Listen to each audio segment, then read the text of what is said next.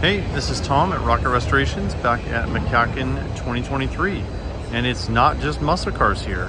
There's also some forward look stuff. Forward look stuff was considered 55 to 61, kind of bled into 62 a little bit. Virgil Exner designs, the $1 million Plymouth, and he was real famous for some stuff, but he had a heart attack in 1960 and stuff kind of fell off a cliff a little bit by 61, 62. It's an acquired taste, but I think they're unique.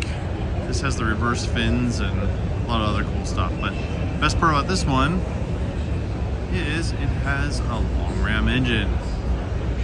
These were super cool engines. So again, Chrysler, the engineering company, designed these runners to basically give you a supercharging effect at speed.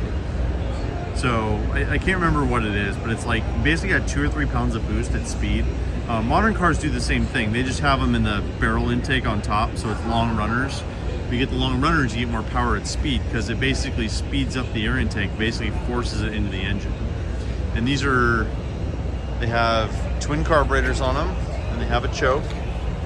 They have a provision on the carburetors for an electric or mechanical choke, but they have the stove instead of the one on the side, so that little spot right there. Like on Hemi cars had hot air going in there for the choke. These had a real choke. In 63, when they did these, they were a little bit different. In 63, they have what's called a short ram. So these are called long rams, and then there was a short ram in 63, 64. The difference between those was the length is the same, but the runners on the inside were different. So on a short ram, they only go halfway. On a long ram, they go the whole way. And what that did is it gave you more horsepower at higher RPM. So like a 63 300K or a 64 300K. The engine was only available in those, but you got more horsepower at higher RPM on the short ram cars. So I'm not sure if this is a real ram car. One of the things you always want to look out for is the inner fender cutout. So see right there, that is a unique thing to a ram car. So what that does is a bolt-in panel there, so you can do the spark plugs underneath the intake there. Also, I thought this should have an alternator, not a generator, because 61 was the first year for the alternator. And that 61 over there, unfortunately they closed the hood. I was going to do a video on this too. This is a 61 Plymouth 2-door post sonoramic car, and it has the correct alternator. On a 61 alternator, they actually have wider fins than the later alternators. It's basically the same Chrysler alternator everybody knows about, but the fins were about that wide instead of about that wide.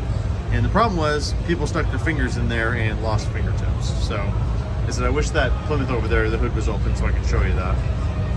These definitely have unique styling. They kind of look like a toad. They have kind of the scrunch nose, and they basically have a reverse tail fin. So they have a tail fin, but it goes the wrong direction. This is a Pioneer, so there were several different models this year. The top of the line was the Polera, which actually had a little bit longer wheelbase. It had like some of the coolest taillights ever made. We actually have a 61 Phoenix and a Polera at our shop right now. I'm gonna do a video comparing and contrasting those. But on a Polera, the taillight, the whole quarter panel was the same. The taillight came out that way like jet engines. On the Pioneer and the Phoenix, which are the lower end ones, and the Dart was the bottom end one, they had the regular taillights, which are kind of ugly. They actually added halfway through the year an accessory taillight that went right there, just to add some bling to it. That's the way car companies worked in the late 50s, early 60s. If it didn't work, just add more chrome trim and more bling. That's usually how they justified the higher trim packages. Reverse lights on these look neat. They were optional on here. They were not standard, but having those is, you know, a nice safety thing to have. Safety was the least thing they were worried about on these. This is a 2-door post car. Got a little more stiffness out of that. Again, I'm not sure if it's a real one or not. There is a book that tells you, Daryl Davis made a book about all the Ram cars, so you can verify it if you want to. It looks really nice though. It's a clean car. Love the steering wheel. The Exner XS was just great. They actually have a see-through speedometer on these. So they were lit at night, but the light from outside shone through and make you see it a little bit better. It has a sun tack and a sun oil pressure gauge and the very cool Dodge power steering wheel. Gotta love the interior. Very late 50s, early 60s. Again, this is a 61 Pioneer. I thought it was a Phoenix, but it's actually a Pioneer.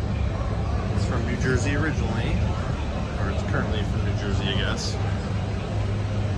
So yeah, this is what a 61 Dodge looks like. As I said, when I get back, I'm gonna do a compare and contrast to them. of a Polara and a Phoenix, and you guys can kind of see the difference. Ford look had some of the best emblems Chrysler, well, I think ever made in automotive. They kind of had that symbol with the Pioneer and the Phoenix both got that in the fender. It's just a really cool emblem.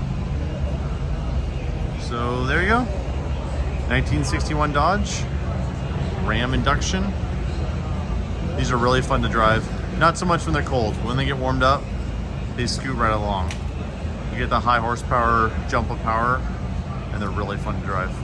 All right, thanks for watching.